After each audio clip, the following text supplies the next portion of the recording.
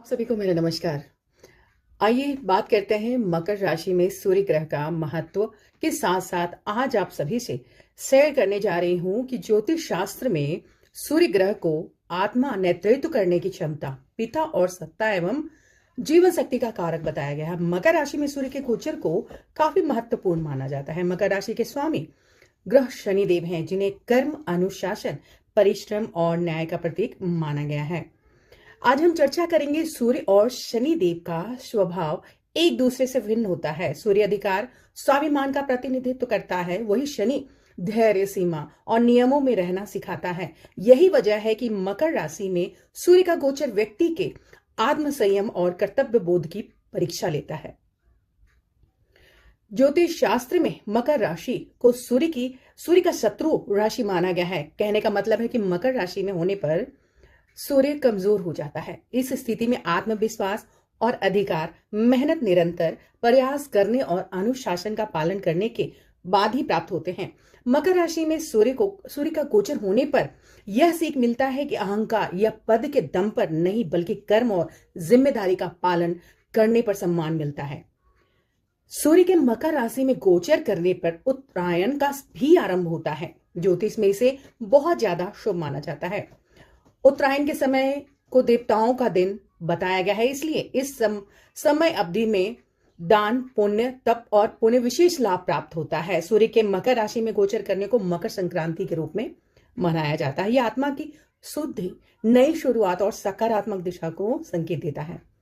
आज हम चर्चा करेंगे 12 भाव में सूर्य ग्रह का महत्व क्या होता है। पहले भाव की चर्चा करते हैं। इस भाव में होने पर व्यक्ति तेजस्वी बनता है, उसका आत्मविश्वास बढ़ता है, व्यक्ति की नेतृत्व क्षमता मजबूत होती है, व्यक्तित्व प्रभावशाली होता है, लोग स्वाभाविक रूप से उसकी ओर आकर्षित होते हैं। दूसरे भाव में सूर्य की स्थिति क्या शो करती है? दूसरे भाव में सूर्य धन, वाणी और परिवार में प्रभाव पड़ता है। वह स्थिर आय, सम्मान और पारिवारिक प्रतिष्ठा प्रदान करता है। कभी कभी बोलते समय कठोरता आ सकती है और खर्च भी बढ़ सकता है। अब हम चर्चा करेंगे तीसरे भाव की। तीसरे भाव में क्या स्थिति होती है? इस भाव में सूर्य की उपस्थिति व्यक्ति को साहस, जोखिम लेने वाला और मेहनती बनाता है। इन्हें अपने भाई बहनों का सहयोग मिलता है, उसके संचार कौशल बेहतर होते हैं। इन्हें कभी कभी रिश्तों में प्रतिस्पर्धा देखने को मिल सकती है। चतुर्थ भाव की बात करेंगे। चौथे भाव में कुंडली के चौथे भाव में माता और बहन जमीन से लाभ करवाता है। व्यक्ति को मानसिक शांति और स्थिरता मिलती है, हालांकि मां का स्वास्थ्य खराब रह सकता है। पांचवा भाव क्या दर्शाता है? सूर्य की स्थिति बुद्धि, शिक्षा, कला और संतान संबंधी मामलों में शुभ है। पढ़ाई में अच्छा प्रदर्शन और रचनात्मक देता है, लेकिन संतान से थोड़ी दूरी या चिंता बढ़ सकती है। छठे भाव की बात करते हैं अब। सूर्य इस भाव में होने पर शत्रुओं पर विजय, प्रतियोगी परीक्षाओं में सफलता और नौकरी में स्थिरता दिलवाते हैं। इन्हें कभी कभी पेट और पाचन से जुड़ी दिक्कतें हो सकती हैं।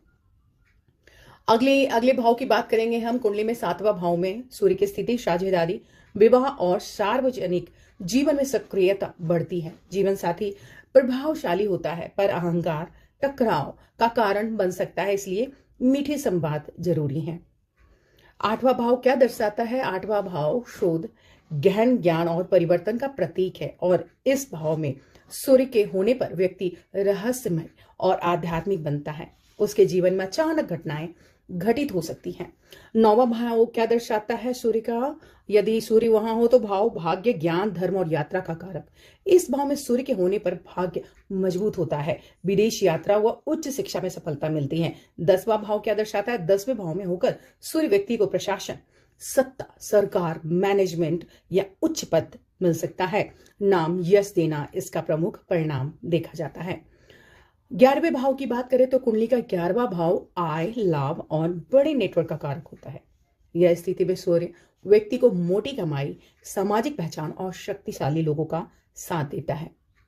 अब हम आखिरी भाव की बात करेंगे। 12वें भाव की सूर्य यहाँ आध्यात्मिकता को बढ़ाने का काम करता है और विदेश से लाभ देता है, हालांकि इन्हें नींद से जुड़ी परेशानियां हो सकती हैं। तो ये थे 12 भाव में सूर्य की स्थिति। कैसी कैसी स्थिति आप लोगों के साथ कर सकता है, तो अपनी कुंडली में जरूर नजर मारें कि आपकी कुंडली में कौन से भाव में सूर्य स्थित है।